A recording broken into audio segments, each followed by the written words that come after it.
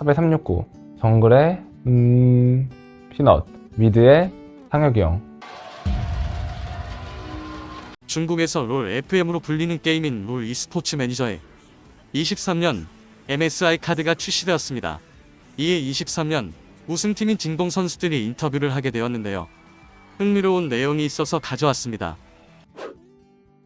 탑에 369, 정글에 피넛, 미드에 상혁이 형, 원딜에 저, 서폿에 미싱. 일단 재밌을 것 같고 뭔가 시너지가 잘 날 것 같은 느낌이 들어서 네, 뽑게 됐습니다. 그러면은 작년 롤드컵 이제 세 번째 판, 세 번째 판, T1 세 번째 판. 일단 너무 아쉽게 졌기 때문에 다시 들어간다면 더 잘할 수 있을 것 같아서입니다. T1전이랑 BLG전 기억나는데 T1전은 제가 징크스로 미드에서 한타를 하는데 제우스 선수의 크산테 Q 플래시를 피하면서 뭐 딜했던 게 기억에 남고,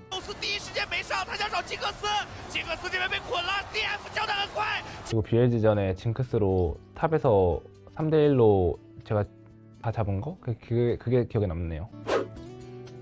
我会选去年的京东吧，因为感觉去年的京东确实挺猛的。我最想回到我们现在打 T1 第3把吧，因为第3把感觉运营好多，我们就拿下了。2023 MSI 的最精彩的操作的话，感觉打 T1 好像第4把我们玩了 N 一个猴子，然后对面是金克斯塔姆，但是就那波团本来快输了，但是感觉我操作好了，然后那波团打赢。赛前的话，其实我们2022年输给 T1 吧，肯定很想复仇他们。然后赛后的话，我们那个 BO 感觉很精彩，打得很焦灼嘛，就一直不知道谁能赢，然后赢下来就很开心嘛。其实我个人的话，那个 BO5的我的发挥挺满意的，所以就很开心的。我感觉组成一队的话，就23年全队京东吧，感觉每个人实力都很强吧，game的时候操作都很好。我觉得还是打 T1 就那盘安妮吧，我觉得那几波开团都挺关键的，就在草丛埋伏那几波，感觉大招都用的挺好的。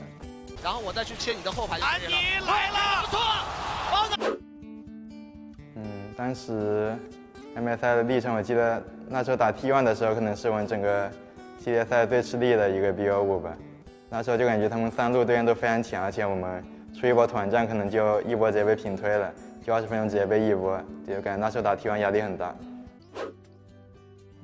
那就是23金呗，这就是我的选择。